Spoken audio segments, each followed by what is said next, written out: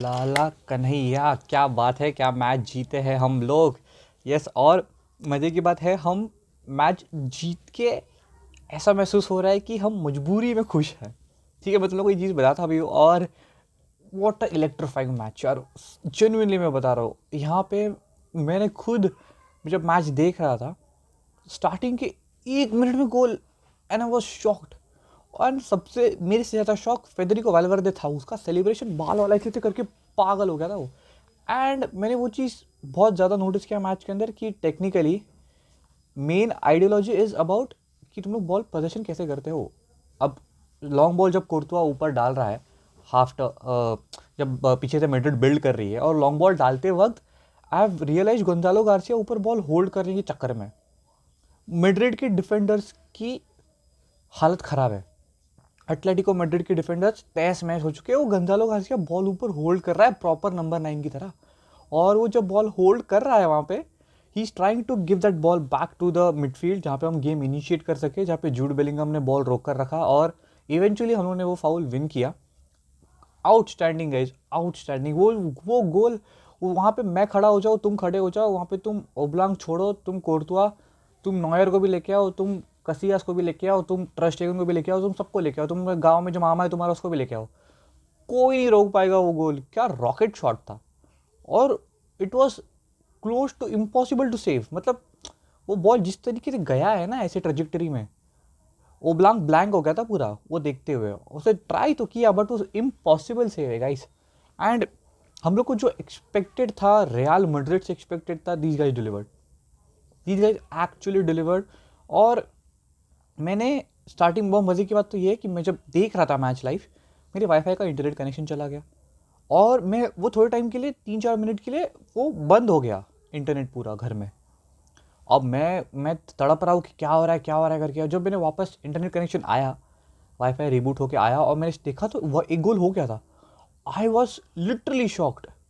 अब जाबी अलोंसो भी उतना ही ज़्यादा शॉक था जितना हम सब थे।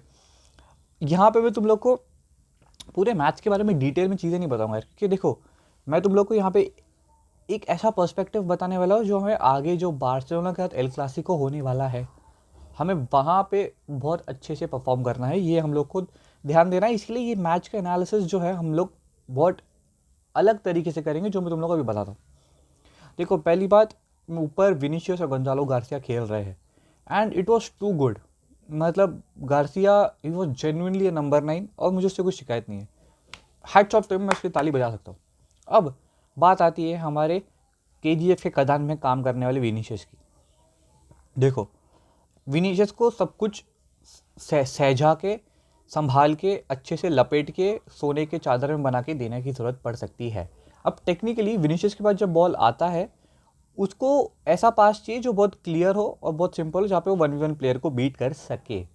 लेकिन विनीशियस का ड्रिबलिंग और उसका डिफरेंट स्टाइल ऑफ स्ट्रक्चर जहाँ पे वो गेम प्ले कर रहा था, it was not that good. क्योंकि बॉल बिल्डअप करते वक्त जब मैड्रिड पीछे से बॉल बना रही है, ही इज़ नॉट इन्वॉल्व।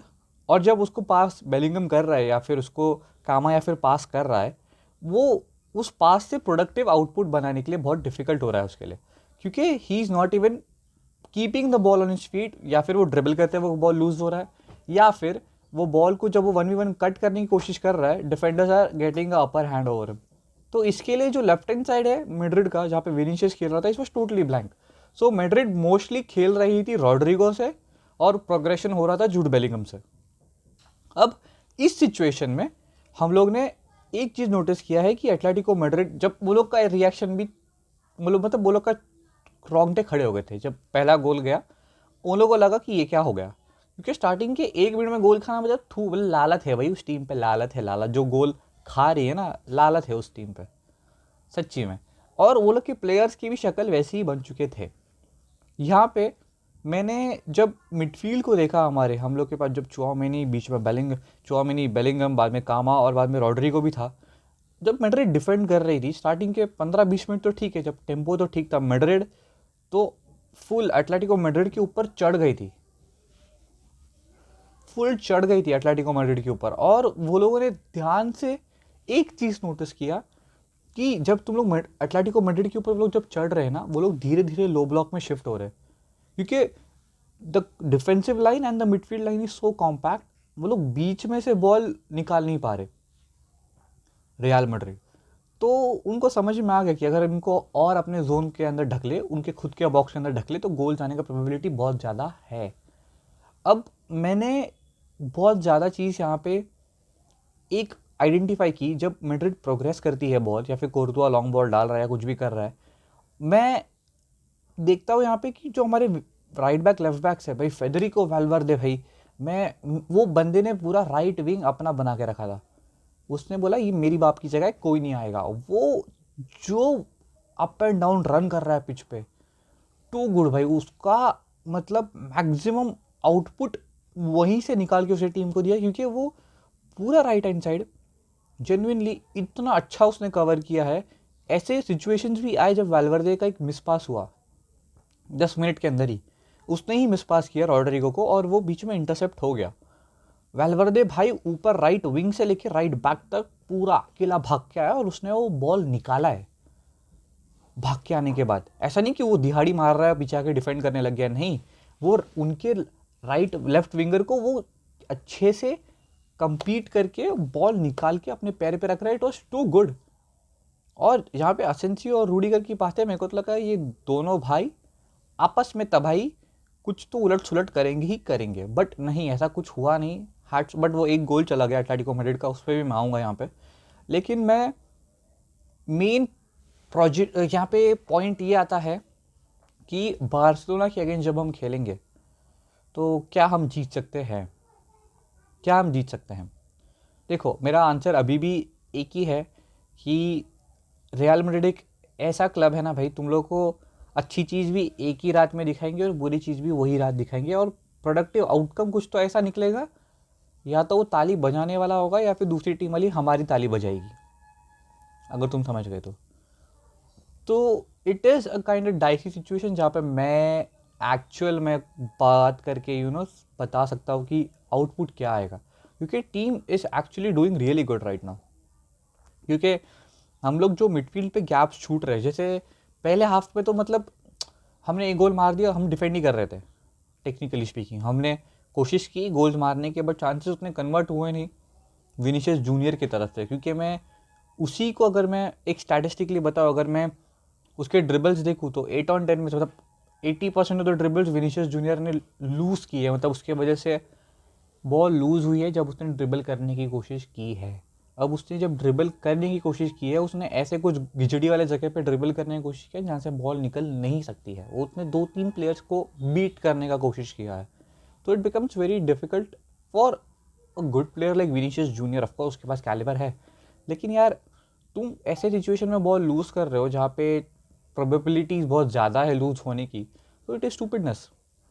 क्योंकि हर बॉल रॉड्रिगो को जा रहा है, हर बॉल बेलिंगम के पास है, बीच में कामाविंगा अपना विंगा विंगा कर रहा है, वो बॉल रुका रहा है, घुमा रहा है, रुका रहा है, वापस घुमा रहा है, रुका के वापस विनीशियस को लंबी फेंक रहा है, वो सब मिडफील्ड पे हो रहा है। लेकिन हम लोग जब उनके जोन 14 बॉक्स के अंदर घुस रहे, हम जब एटलेटिको मैड्रिड के जोन 14 के बॉक्स के अंदर घुस रहे, we are unable to convert those chances. वो तो बहुत अच्छी बात है, मतलब कि एक भाई वैल्वर्दे का पास ठीक से चला गया, रॉड्रिगो अंदर सू करके ऐसा घुसा अंदर और उसने गोल मार दिया। It was really really good, hats off to that.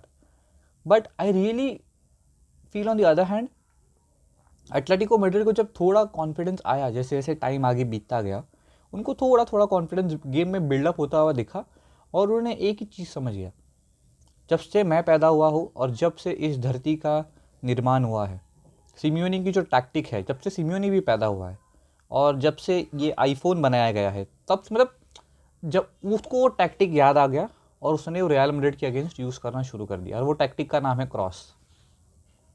मैं सच बता रहा हूँ, वो right back, left back, central midfielder जो भी है, राइट विंगर, सब एक ही चीज़ कर रहे हैं, हम लोग अंदर क्रॉस डालते हैं और होपफुली हमारा स्ट्राइकर गोल मारेगा। एटलेटिको मैड्रिड ये प्लान पे शिफ्ट हो गई थी after certain period of time, मतलब 58-60 मिनट पे, क्योंकि यूनियन अल्वारेस उन लोगों को वो आउटपुट निकल के नहीं दे रहा था, क्योंकि सितंबर से उसने गोल मारा नहीं भाई। और मज़े की बात तो ये है कि उससे एक्सपेक्टेशन बहुत ज़्यादा है सिमियोने को, बट वो डिलीवर नहीं कर पा रहे। ग्रीजमैन भी बेंच पे था, तो एटलेटिको मैड्रिड उनके मेन स्ट्रक्चरल प्ले जो है उनके स्टार्टिंग 11 वो प्लेयर्स नहीं थे उन लोग के पास। बट यहाँ पे मैं एक दूसरे पर्सपेक्टिव से बात करता हूँ यहाँ पे कि एटलेटिको मैड्रिड ने क्रॉसेस डाले, ठीक है, उनको डालने दो। हमारा डिफेंस क्या कर रहा था? अगर कोई टीम हमारे ऊपर क्रॉस डाल रही है तो इसका मतलब हमारा डिफेंस एक्सपोज्ड है, क्योंकि बहुत क्रॉसर डाली है भाई। ऐसा नहीं कि एक दो क्रॉस डाली या 5-6 क्रॉसेस डाली तो ठीक है मैं बात ना करूँ, मैं तुम लोग को इस बारे में इन्फॉर्म ना करूँ, बट क्रॉसेस डाले गए हैं बहुत सारे बॉक्स के अंदर, उसी में से एक गोल गया भी है एक्चुअल में स्पीकिंग। तो यहाँ पे बात आती है कि करेरास और फेडेरिको वैल्वर्दे बहुत ऊपर खेल रहे हैं। अगर मतलब वो हाफ लाइन के ऊपर भी ऊपर खेल रहे थे। अगर करेरास हाफ लाइन के ऊपर खेल रहे थे तो तुम समझ लो विनीशियस किसके ऊपर खेल रहा होगा वो। और प्रॉब्लम क्या है, जब एटलेटिको मैड्रिड ट्रांजिशन पे हम पे अटैक कर रही है, करेरास को पीछे भाग के आना पड़ रहा है। ठीक है, करेरास इज गुड, वो भाग के आ रहा है, वैल्वर्दे उस तरफ से भाग के आ रहा है, ठीक है, but it is the point which comes the Vinicius junior का ट्रिगर कहाँ है? क्योंकि जब मैड्रिड ने बॉल लूज किया, दैट इज अ ट्रिगर। अब करेरास को उसकी जगह पे वापस आना है, वैल्वर्दे को उसकी जगह पे वापस आना है। अब जब वो लोग वापस आ रहे हैं उसकी जगह पे, at that very moment Atletico Madrid transiting into an attack. हम लोग को एक चीज पे ध्यान देना है कि विनीशियस जूनियर को भी करेरास को सपोर्ट करने के लिए आना पड़ेगा। ऐसा नहीं कि विनीशियस जूनियर नहीं आ रहा है, विनीशियस जूनियर आ रहा है पीछे भाग के, but he is a bit slow. अब उसके स्लो होने की वजह से क्या हो रहा है, जो उनके राइट विंगर्स है ना, वो लोग को स्पेस मिल रहा है, उनके लिए टाइम मिल रहा है। अब उनको स्पेस मिलने की वजह से कामाविंगा को वो जगह को पकड़ना पड़ रहा है, जूड बेलिंगम को वो जगह को कवर करना पड़ रहा है, बिकॉज विनीशियस इज स्लो। तो पूरा स्ट्रक्चर तहस महस हो जाता है because of one player not following the order and not following the man according to the press, या फिर काउंटर प्रेस, कुछ भी कर लो। उस जगह पे Vinicius junior was a bit slow. देखो ऐसा नहीं कि उसने कुछ 10x वाला गेम निकाल कर दिया है, ऐसा नहीं है, he played a good game actual में। बट सिमियोने वो पागल साला आदमी, टीम हरामी उसकी, उसका कोच हरामी, उसके स्टाफ हरामी, सब हरामी लोग भरे पड़े वहाँ पे। और उसने विनीशियस जूनियर को जब सब किया जाबी अलोंसो ने, वो सिमियोने ने कहा कि देख लोग तुझे बू कर रहे हैं। अब मेरा सवाल ये आता है कि तू कौन होता है भाई मेरे प्लेयर पे बोलने वाला? बात बहुत सिंपल है, मैं विनीशियस को गाली डालूँ, मैं डालूंगा, वो मेरा प्लेयर है। लेकिन बाहर का आदमी आकर आके हमें कुछ बोल रहा है, मेरे प्लेयर को कुछ बोल रहा है, तो हम क्यों ना चढ़े? And it is not about Vinicius junior and Atletico Madrid, it is about real Madrid versus Atletico Madrid. That is the difference. और यहाँ पे जावी अलोंसो ने बहुत अच्छा उसको रिस्पॉन्ड किया। उसने बोला कि तू कौन होता है भाई मेरे प्लेयर के बारे में बोलने वाला? This shows Xavi Alonso's character over here, he is protecting Vinicius. भले उन दोनों के बीच में कितनी भी अनबन हो, उसने दहेज में पैसे ना दिए हो, फॉर्चुनर ना मिली हो, ठीक है वो सारी बातें, लेकिन ही is protecting the player. And definitely वो माइंड गेम्स खेल रहा था वहाँ पे विनीशियस के साथ। उसको पता था कि वो विनीशियस को ही टारगेट कर सकता है, because he is the leader of real Madrid. वो विनीशियस के खोपड़ी में, उसके उसके काले दिमाग में वो बैठ नहीं रहा है।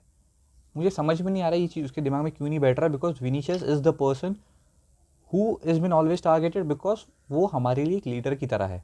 और इट डजेंट मैटर वैल्वर्दे ने कैप्टनशिप का आर्म बैंड पहना है पिच पे, सो ही इज़ द लीडर और something. Vinicius junior is someone, उससे बहुत ज़्यादा एक्सपेक्टेशंस है। वो रेम्बो वेम्बो करके around the world, around the planet, वो जो करके वो बॉल्स निकालता है एंड वो गोल स्कोर करता है। वो एक डेड बॉल को एक क्रिएटिव चांस में कन्वर्ट करता है। उसने हम सबको दिखाया है वो सारी चीज़ें। और उसने खुद के ही स्टैंडर्ड्स इतने बड़े सेट कर दिए हैं कि नॉर्मली भी अगर हम विनीशियस को खेलते हुए ना देखें और वो ठीक से पास भी नहीं कर रहा है ना, तो लोगों को तकलीफ होगी। And that is a real truth, क्योंकि वो बंदे ने एक्सपेक्टेशन ही इतने हाई कर रखे हैं हम सबके, क्यों ना हम उसको गाली डालें भाई? और वो मेरे क्लब का प्लेयर है, वो ठीक से ना खेले तो मैं गाली डालूंगा, तू कौन होता है उसको बोलने वाला? But Atletico Madrid was actually getting a good grip. जैसे जैसे टाइम जा रहा था, लास्ट के 30 मिनट तो हम पार्क द बस बोलो, तुम पार्क द ट्रक बोलो, तुम पार्क द ट्रेन बोलो, तुमको जो जो व्हीकल का नाम याद है, तो जो गाड़ी बोलनी है, पार्क द फॉर्चुनर बोलो, तुमको जो करना है करो, हम उस पर ही तुले हुए थे लास्ट के 30-25 मिनट। क्योंकि हम लोग के एक्चुअल में प्लेयर, मैं आर्ता गुलर को देख रहा हूँ बीच में, वो बंदा, उसको थोड़ा सा भी अगर कोई प्रेस करता है वो पीछे पास करना शुरू कर देता है यार। उसको तुम थोड़ा सा प्रेस करो वो पीछे पास करना शुरू कर देगा। सिंपल है आर्ता गुलर का फंडा।